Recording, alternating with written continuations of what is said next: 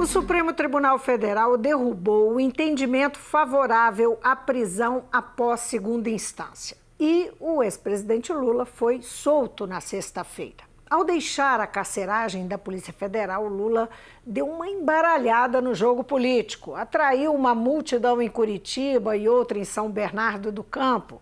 Nos discursos, convocou a militância e manifestou clara oposição ao governo Bolsonaro e sua política econômica. Mas condenou a ideia de impeachment presidencial.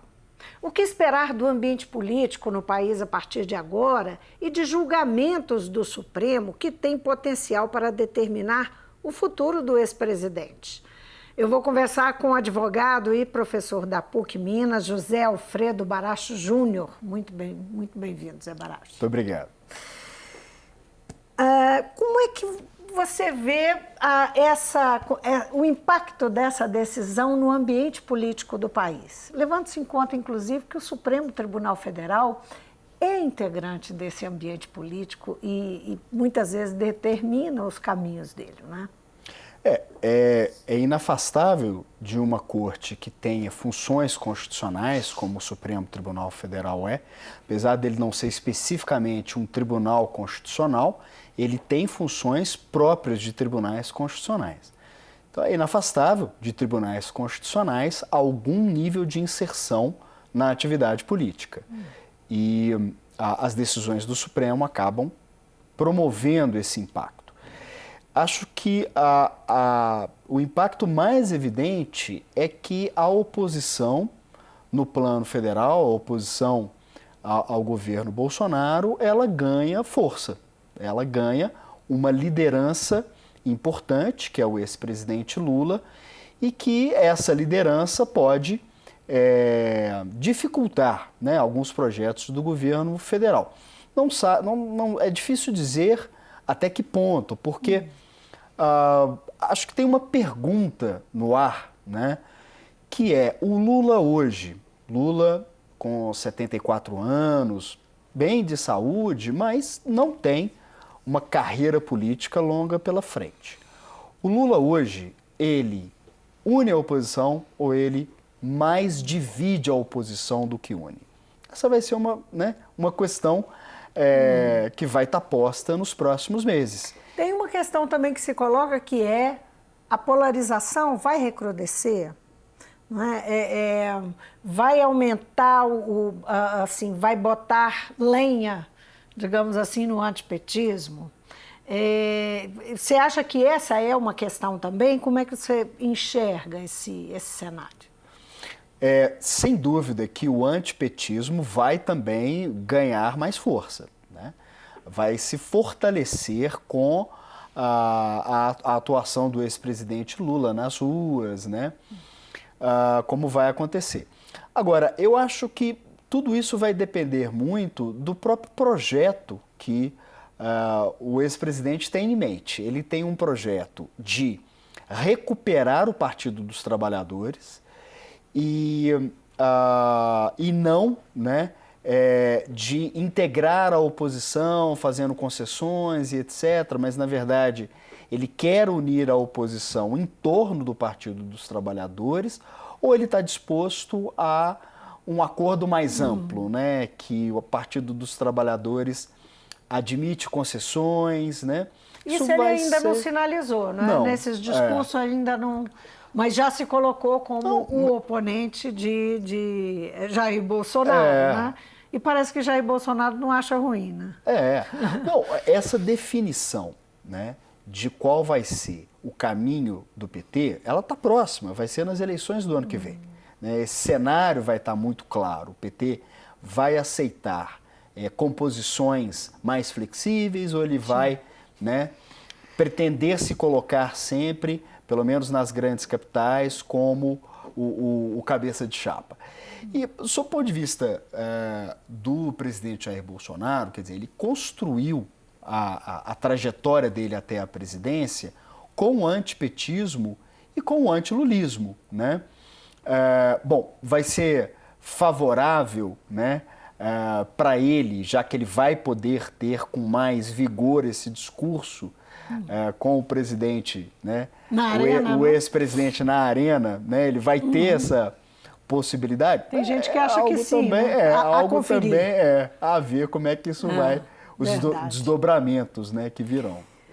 Agora, Baracho, o presidente do STF, Dias Toffoli, deu uma declaração hoje, ele fez uma crítica ao que ele chamou de radicalismos, não é? Supostamente fazendo uma referência aos discursos do ex-presidente Lula durante a sexta-feira e o fim de semana, né, e o sábado. Ele disse, aspas, a justiça não tolerará uma crise institucional e saberá agir a tempo e a hora. O que se espera é serenidade e que pensem no Brasil.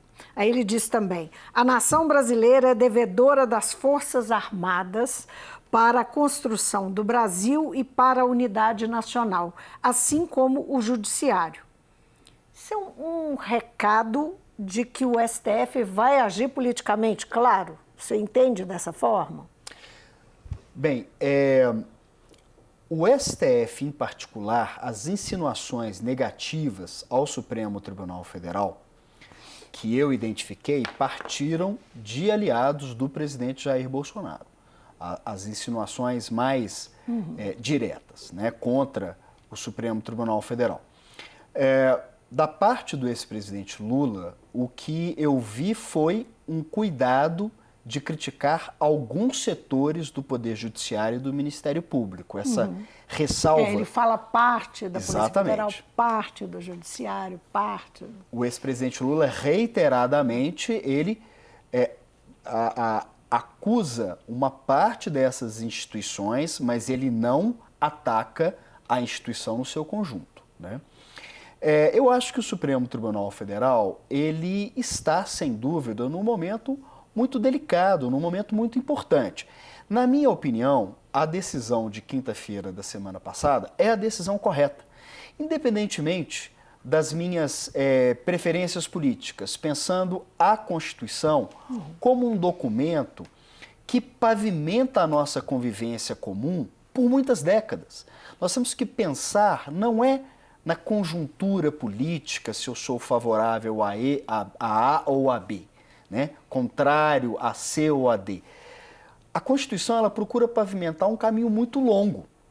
E nesse caminho muito longo, ela tem que ser preservada. Eu posso até discordar do que o texto da Constituição diz sobre o trânsito em julgado para que alguém seja considerado culpado. Eu posso até discordar disso. Mas é ruim discordar que a Constituição seja a nossa guia. Então, isso é ruim. Então eu posso discordar do conteúdo da Constituição, mas divergir da existência de uma Constituição como guia de um país civilizado e democrático, aí já é um problema, porque... Então o seu entendimento vai ao encontro do entendimento do Dias Toffoli na questão de se respeitar o texto constitucional.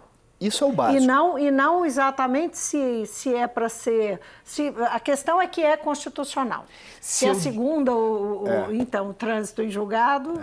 Se eu discordo quanto ao que está no texto, existem caminhos, né, que podem ser buscados, de alteração do texto. O próprio Dias Toffoli fez essa indicação. Aceno, né? Que o Congresso está respondendo a ele, exatamente. Inclusive. O Luiz Edson Fachin já fez uma outra sinalização, uma outra possibilidade também, né? Ao contrário do que parece chegar mais facilmente à opinião pública, existem caminhos entre a decisão do Supremo e não haver prisão após a condenação, existem caminhos intermediários. Por exemplo, o ministro Luiz Edson Fachin, ele faz referência ao artigo 312 do Código de Processo Penal, que permite a prisão preventiva. E a prisão preventiva, ela pode acontecer após condenação em primeira instância ou em segunda instância. É uma possibilidade que o Poder Judiciário tem. Então, existem outros caminhos, né? O que o ministro Gilmar Mendes, no voto dele, ele colocou uma questão que me parece refletir uma preocupação do Supremo, do Tribunal no seu conjunto. Ele disse o seguinte: quando em 2016 foi decidida a constitucionalidade da prisão de segunda instância, o Supremo não decidiu a imperatividade da prisão após prisão em segunda instância. Ou seja, ela é possível, mas ela não é obrigatória, né? E no voto dele, o ministro Gilmar Mendes, ele até faz referência a uma súmula do Tribunal Regional Federal da 4ª Região que impunha, após a condenação em segunda instância, a prisão do acusado. Então, ele disse, veja, a decisão de 2016, ela possibilitava, mas ela foi interpretada por alguns tribunais como uma imposição, como um imperativo. Que é a tal resposta às ruas? É o judiciário olhando para as ruas? Acho que muitos viram dessa forma, né? Seria alguns órgãos do Poder Judiciário muito atentos aos reclames das ruas, né? E que acabam atendendo a essas pressões. Então, acho que... Eu queria que você interpretasse isso. O que significa, do seu ponto de vista, que está levando em consideração o texto constitucional, o que significa o judiciário caminhar por essa vertente? Porque essa é a discussão que o tempo todo está sendo colocada, que foi colocada no Supremo e que está sendo colocada especialmente nos casos relacionados à Lava Jato, que deu-se aí mais publicidade, mas isso é uma realidade em relação a todos os processos penais do país, não é? Como é que você enxerga esse comportamento do judiciário, essa tendência? É difícil falar sobre o conjunto, o Poder Judiciário é muito grande, muito complexo, né? O que eu acredito o Poder Judiciário, ele não está destituído das alternativas oferecidas pela lei para promover a execução provisória da pena ou para promover a prisão cautelar, particularmente a prisão preventiva. Esses meios estão no Código de Processo Penal, né? Então, havendo risco para a sociedade ou havendo uma evidência de que o crime foi cometido e de sua autoria, né, existe a possibilidade da prisão preventiva. Então, não é uma situação 8 ou 80, né? Uma vez que o Supremo Tribunal Federal mudou o seu entendimento, não haverá mais prisão após condenação em segunda instância. Não é isso. Ela permanece sendo possível, como já era possível antes da decisão de 2016. Só que dentro do quadro estabelecido pelo Código de Processo Penal. Barás, quanto tempo Lula pode durar em liberdade? Olha, ele já está ensaiando sair em caravana, não é? Rumo a 2022, né? Ele deixou isso bem claro, apesar de não ter falado como candidato, ser nomeado candidato, ele fez uma fala nesse caminho.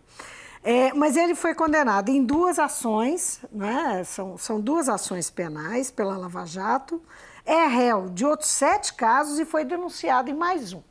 Qual que é a chance dele ficar em liberdade? Dada, inclusive, essa percepção, esse entendimento mesmo que a gente tem aí na Justiça, que tem crescido, essa onda mais punitivista, né, dentro do Judiciário. Bem, eu acho que são 2 coisas diferentes. A inelegibilidade do ex-presidente Lula não foi afetada pela decisão do Supremo de quinta-feira e nem pela decisão da Justiça Federal em Curitiba na sexta. Ele permanece sendo inelegível. É anterior, sim, por conta da lei da ficha limpa. Isso, a lei da ficha limpa, ela prevê que, havendo condenação criminal, havendo decisão condenatória, em segunda instância é inelegível. Isso, inclusive, já foi julgado no passado pelo Supremo Tribunal Federal como compatível com a Constituição. Ele teria que anular o processo dele, que ele já foi julgado. Ele teria que ser absolvido. Porque já houve condenação em segunda instância no primeiro processo, e isso faz do ex-presidente Lula inelegível para qualquer função pública, para qualquer cargo eletivo. Ele não pode exercer cargos eletivos. Bom, essa é uma situação. Então, se ele está saindo em caravana para 2022, né, ele não é um candidato hoje que possa ter a sua candidatura registrada para 2022. Essa é uma situação.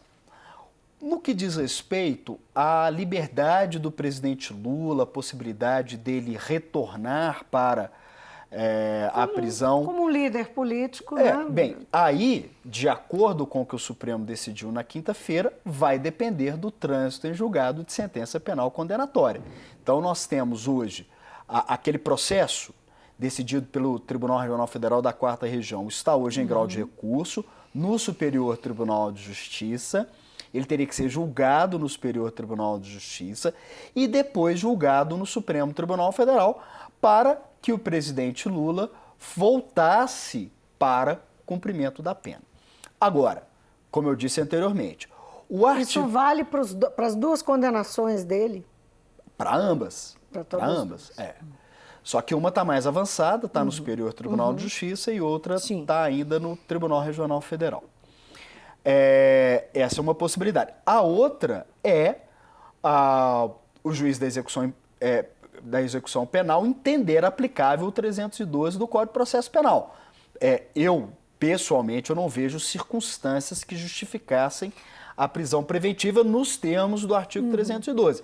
Mas é uma outra possibilidade, né? Desde que, evidentemente, o juiz fundamente as circunstâncias que justificassem, eventualmente, a sua aplicação.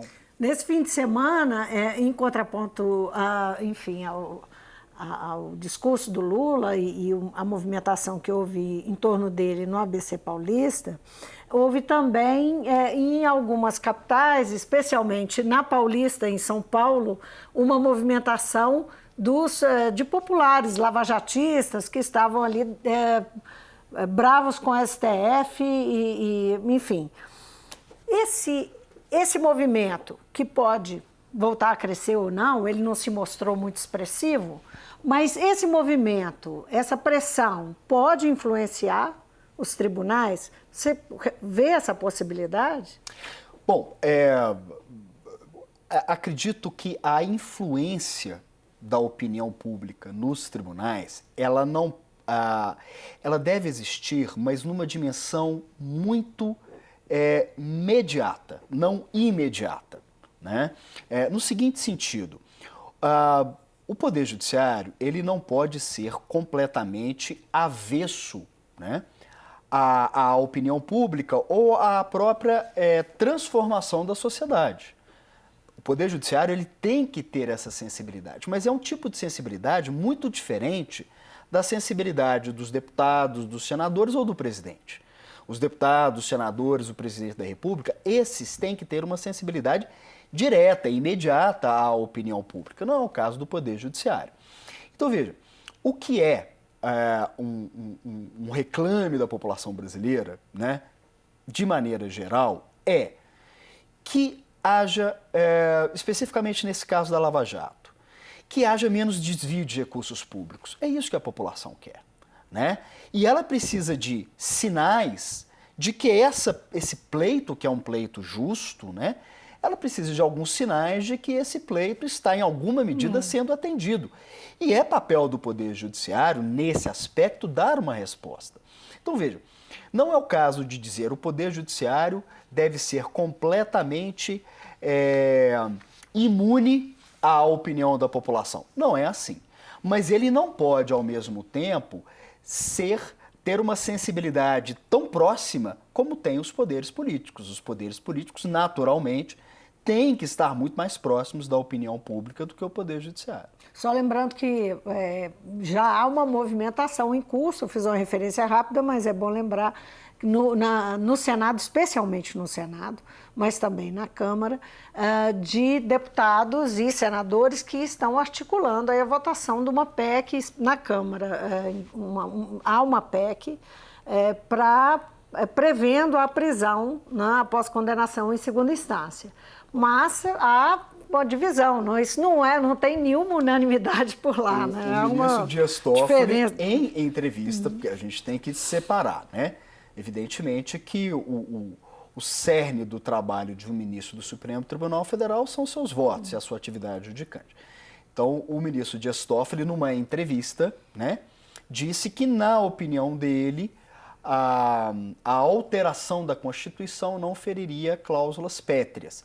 Há uma divergência muito grande em relação a isso. E eu diria até, né, a maioria dos juristas brasileiros, eu discordo do ministro Dias Toffoli nesse ponto, né? Eu entendo que é cláusula pétrea. Uma coisa é o modo de efetivação dessa cláusula pétrea. Na minha opinião, por exemplo, a prisão preventiva não viola, né, essa cláusula pétrea que está em discussão. Agora, suprimi-la da Constituição ou modificar o seu texto, restringindo o alcance do que está no texto, na minha opinião, isso fere cláusula pétrea. O ministro Dias Toffoli expressou uma opinião contrária, né? Mas eu vejo, né, a maioria da doutrina brasileira, tanto no direito constitucional quanto no direito penal, entendendo que é cláusula pétrea. Eu tomando a questão do Supremo especificamente e das posições dentro do Supremo Tribunal Federal, apoiadores do Bolsonaro estão fazendo uma conta de que o perfil do Supremo, o perfil do Supremo vai mudar em breve com a saída do Celso de Mello, pode mudar em breve com a saída do Celso de Mello, que é ano que vem, e Marco Aurélio Mello em 2021. E que isso permitiria uma chance do Supremo, de um Supremo, digamos, mais alinhado politicamente, não é? Com o governo Bolsonaro e ideologicamente. Isso é um conceito, assim, digamos, não muito republicano, mas existe essa discussão de que se os ministros que são colocados por um determinado presidente são mais ou menos alinhados. Então foi esse presidente que indicou, então é mais alinhado. Como é que você percebe essa... digamos, essa configuração dentro do Supremo Tribunal Federal e as perspectivas de uma mudança grande agora com o governo Bolsonaro determinando essas mudanças, né? Um dos papéis centrais do Poder Judiciário é oferecer segurança jurídica. O Poder Judiciário, e veja como que é delicada a situação do Supremo ao mudar uma jurisprudência tão importante num espaço de 3 anos. O Poder Judiciário, ele precisa dar essa solidez, ele precisa estabilizar as expectativas em relação ao direito. Não que o Poder Judiciário não possa mudar a sua jurisprudência, mas essas mudanças, elas têm que ter consistência, elas têm que ter até certo ponto previsibilidade. Então, eu acredito que essa ideia de que muda-se a composição, vai mudar a jurisprudência do Supremo, eu tenho dúvidas quanto à efetividade, né? E vejo que, infelizmente, não é um movimento só no Brasil, é um movimento nos Estados Unidos também, né? O presidente norte-americano Donald Trump, ele indicou alguns nomes que foram objeto de muita divisão no Senado americano, acabaram sendo confirmados por maiorias muito estreitas, né? Enquanto é normal uma aprovação por 90 senadores, 95, né? A última indicação do presidente Donald Trump foi aprovada por 50 senadores apenas, né? Então, são nomes que geram muita divisão e que, nesse sentido, no caso dos Estados Unidos, colocam em xeque a independência da Suprema Corte, que é uma das suas principais virtudes, né? Eu me lembro de uma decisão em 2012, por exemplo, sobre o programa Obamacare, né? O programa de saúde e previdência do ex-presidente Barack Obama, que foi questionado perante a Suprema Corte, e quem deu o voto decisivo a favor do Barack Obama, que em 2012 era candidato a presidente, foi o atual presidente da Suprema Corte, que foi indicado pelo ex-presidente George W. Bush, o grande rival político, ou um dos grandes rivais políticos do Barack Obama. São garantias da democracia. Isso é independência. Então, eu acredito, né, que a força do Supremo Tribunal Federal, ela advém dessa capacidade de transformar, mas transformações consistentes. Porque É preciso estabilizar as expectativas. Então eu não acredito, né, que uma mudança, que essa conta simples, né, 2 se aposentam, vamos colocar 2 bastante conservadora, eu não acredito que essa conta vai dar um resultado tão exato assim. Baracho, muitíssimo obrigada por vir ao Mundo Político, pela conversa, pelos esclarecimentos. Muito obrigado. Eu conversei com o advogado José Alfredo Baracho Júnior, ele é professor da PUC Minas, e nós falamos aqui da decisão que o Supremo tomou em relação à prisão após condenação em segunda instância, como é que isso pode afetar o jogo político e como é que deve ser o comportamento do Supremo daqui para frente, que sinais a gente pode ler nesse cenário que nós estamos vivendo. O Mundo Político fica por aqui. Se você quiser rever a entrevista, é só acessar nosso site ou YouTube e para falar conosco, e-mail ou Twitter. Obrigada pela companhia, até a próxima.